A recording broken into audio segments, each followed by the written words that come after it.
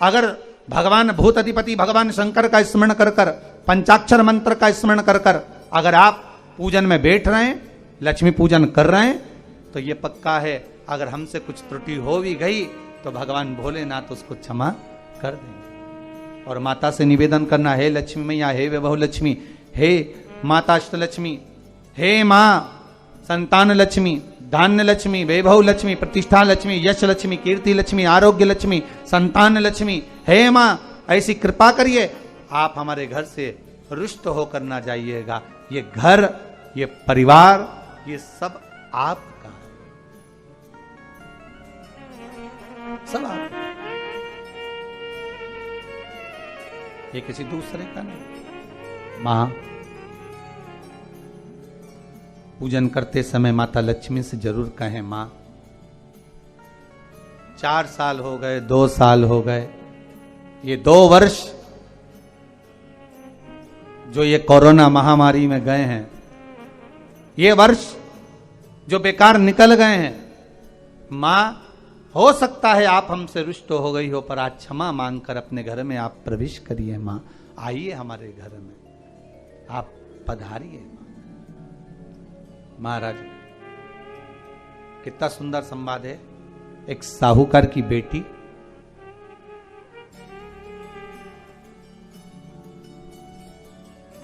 साहूकार की पुत्री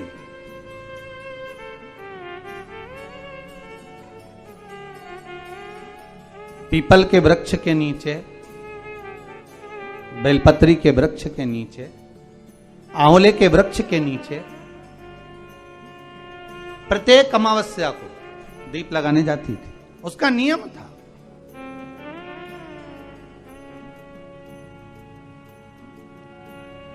साहूकार की पुत्री प्रत्येक अमावस्या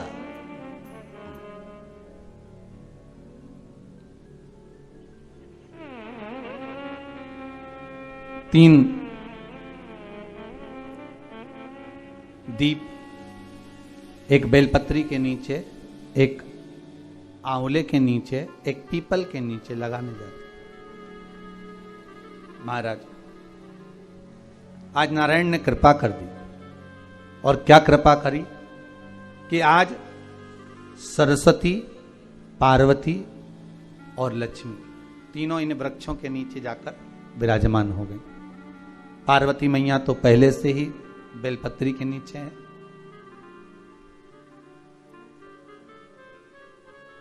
स्वयं सरस्वती मैया, लक्ष्मी मैया आंवले और पीपल के नीचे विराजमान हो गई। अब आज तीनों देवियों में बात हो रही है, आज तीनों देवियों में चर्चा हो रही है कि यदि आज अगर कोई दीप लगाने आया और पहला दीप जिसका लगेगा तो ये पक्का है कि मैं लक्ष्मी उसके घर में प्रवेश करूंगी।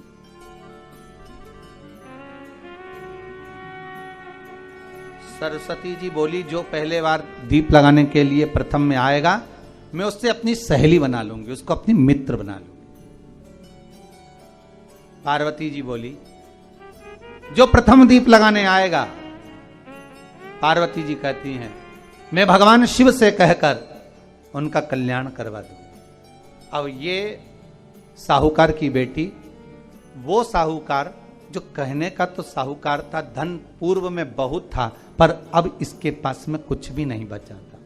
देखिए सुख दुख तो जीवन में चलता रहता है, आज सुख है कल दुख है, फिर दुख है फिर सुख है, ये जीवन में चलता रहता है। भगवान ने दिया, हो सकता है पूर्व में आपके पास में खूब धन होगा, वैभव होगा, सत्ता होगी, फैक्ट्रियां भी होंगी, दुकान भी होगा, धंधा भी होगा, पानी भी होगा, सब कुछ, सारी सत्ता आपके पास में होगी, पर समय की घड़ी किसने देखी है साहब?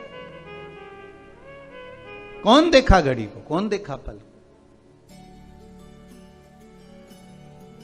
इसीलिए कहते हैं ना, बार बार कहते हैं, तेरा पल पल बीता जाए, मुख से जप ले नमः शिवाय, ओम नमः शिवाय, ओम नमः शिवाय। बड़ी मुश्किल से मिलता है। घड़ी पल समय नक्षत्र कब बदल जाए किसको मालूम है?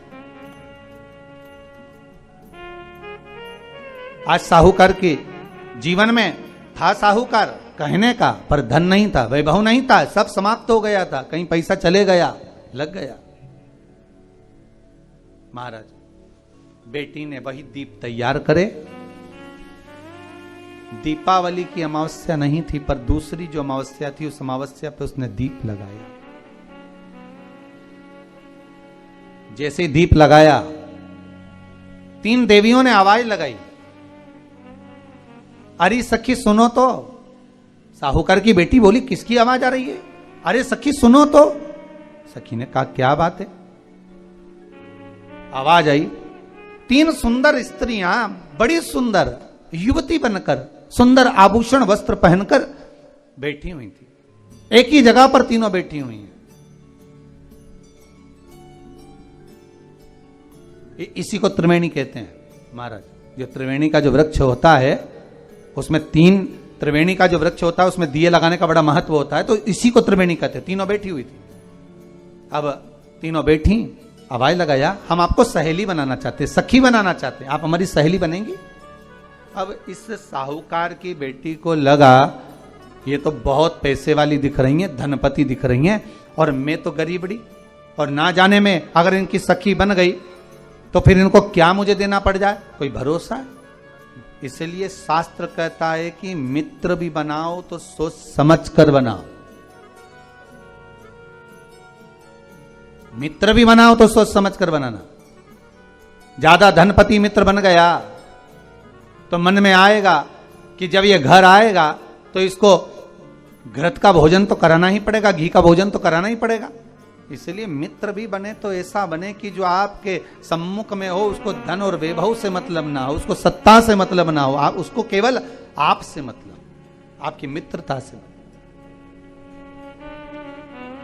साहूकार की बेटी ने कहा, मैं आपको कल बताती हूं, मेरे पिताजी से पूछूंगी मैं आपको मित्र बनाऊं कि ना बनाऊं। ठीक है, चलिए घर पहुंची। पिताजी, मुझे 3 सखियां मिली, एक सरस्वती है, एक पार्वती है और एक लक्ष्मी है। अच्छा, पीपल, आंवला और बेलपत्र तीनों वहां विराजमान। अच्छा, क्या कह रही हैं?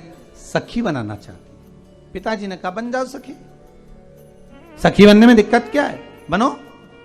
अब दूसरी अमावस्या पे जब वो गई और जाकर उसने कहा कि मैं आपकी सखी बन सकती हूं, तीनों प्रसन्न हो गईं।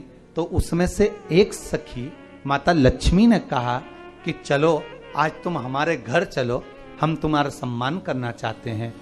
सखी को माता लक्ष्मी अपने घर ले गई। साहूकार की बेटी को जब घर लेकर गई, सुंदर सोने की चौकी, सोने की थाली और सोने के गिलास, पकवान एक से बढ़कर एक माता लक्ष्मी ने जब साहूकार की बेटी के सामने परोसे, इधर माता सरस्वती, इधर माता पार्वती नजदीक में बैठ गईं और साहूकार की बेटी पकवान को पाने लगी।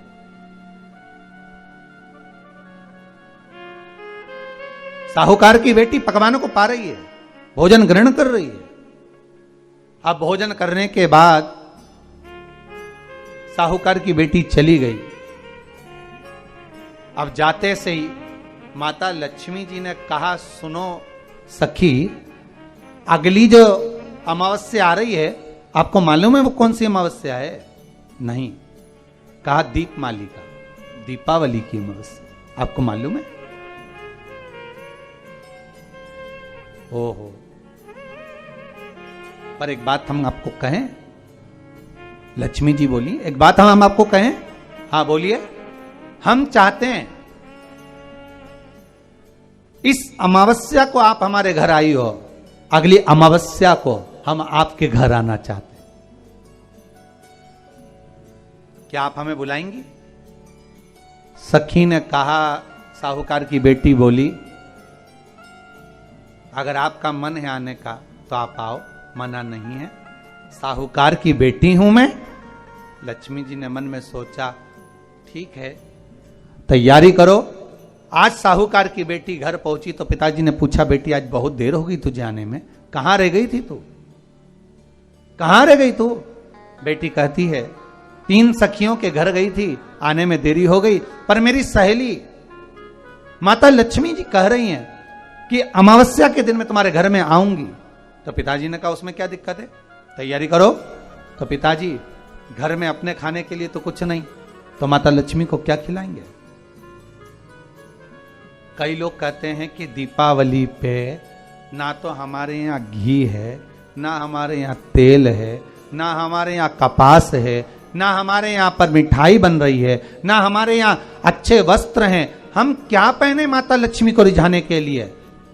परशु महापुराण की कथा कहती है अगर आपका भरोसा, आपका विश्वास, आपकी दृढ़ता परमात्मा के चरणों में लगी है तो परमात्मा लक्ष्मी पूजन की व्यवस्था भी वही कर देगा कि लक्ष्मी जी का सम्मान कैसे करना, आदर कैसे करना है। घर में बच्चों का विवाह होता है, टेंशन आपको होता है, परमात्मा पे छोड़ दो, भगवान विवाह कराने वाला होगा, भगवान पाणिग्रहण संस्कार कराएगा, भगवान व्यवस्था करेगा, क्योंकि जन्म उसी ने दिया है तो मृत्यु भी वही देता है। जन्म उसी ने दिया है तो पाणिग्रहण संस्कार भी वही करा देता है। क्यों सोचना। साहूकार ने कहा बेटी तू इतनी जल्दी हिम्मत हार गई कि तेरे घर में कुछ नहीं है। गाय का गोबर ला, लीपन कर, घर को पोंछ, कचरा उठाकर बाहर फेंकिया। पिताजी घर में तो कचरा भी नहीं है कि जिसका प्रयोग करा जाए। कचरा उठाकर बाहर फेंकिया। चौकपुर, पिताजी चौक पूरने के लिए तो मेरे पास में कुछ है ही नहीं, जो दीवार पर पोत रही है वही मिट्टी को पोत दे। चौक पूर उनके घर गई थी, सोने की चौकी पर सुंदर आनंदमय भाव से बिठाया है मुझे, सुंदर सोने की थाली में भोजन कराया है मुझे, अब मैं क्या दूं। पिताजी कहते हैं अगर लक्ष्मी आपकी सहेली अगर आ रही है, बड़ी धनपति है, तो व्यवस्था भी वही करेगी। अब लक्ष्मी तो जाने की तैयारी में, सरस्वती उनके साथ जाने की तैयारी में, पर माता पार्वती नहीं गई। माता पार्वती ने कहा आज मैं नहीं जाऊंगी। क्यों? आज मुझे अमावस्या का दिन है ना, इसलिए बेलपत्री के पेड़ के नीचे मुझे रहना पड़ेगा। तो माता पार्वती बेलपत्र के पेड़ के नीचे रुक गई।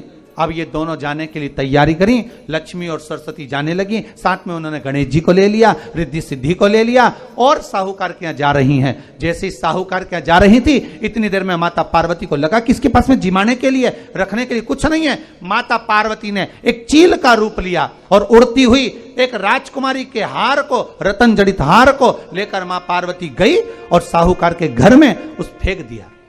साहूकार के दरवाजे पर जैसे फेंका, बेटी ने झाड़ू लगाते समय देखा कि कचरा, ये हार कहां से आ गया। पिताजी को दिखाया, अल्लाह में जाऊं, और साहूकार लेकर गया हार को। जो सेठ को दिखाया, महाराज ये हार तो करोड़ों का है, कोई साधारण नहीं। धन मिला, धन मिला तो सबसे पहले जाकर एक सुंदर चौरंग लाया, पाटा लाया, उस पाटे पर सुंदर वस्त्र बिछाया और माता लक्ष्मी के आदर की तैयारी के लिए सुंदर सुंदर घर में पकवान बनने लगे साहब। और सुंदर सुंदर पकवान बने। जैसे ही लक्ष्मी घर में प्रवेश करी, सरस्वती प्रवेश करी, गणेश प्रवेश करे, रिद्धि सिद्धि प्रवेश करी, लक्ष्मी जी ने पहला संबोधन कहा, क्यों सखी, तू तो कह रही थी कि मेरे पास में कुछ भी नहीं, फिर इतना सारा सामग्री कहां से आ गई। सखी कहती है, मेरे पिताजी कहते थे जिसके मंदिर में दिया लगाया है, जिस वृक्ष के नीचे दिया लगा कर आई है, जहां जिस देवता को पूछ कर आई है, विपदा की घड़ी में वही देवता आकर खड़े होते हैं। ना जाने कहां से हार मिल गया, ना जाने कब प्रसाद बन गया। लक्ष्मी जी ने ध्यान लगा कर देखा, आखिर पार्वती क्यों नहीं आई थी। समझ में आ गया कि एक सखी पूरी व्यवस्था करने में लग गई थी। ऐसी है मेरी मां लक्ष्मी, ऐसी है मां पार्वती, ऐसी है मां सरस्वती। उनकी आराधना 3 दिन से आप पाटा लगाकर पूजन कर रहे हो। आज भी दीपावली का पूजन भी आपको ऐसे ही करना है।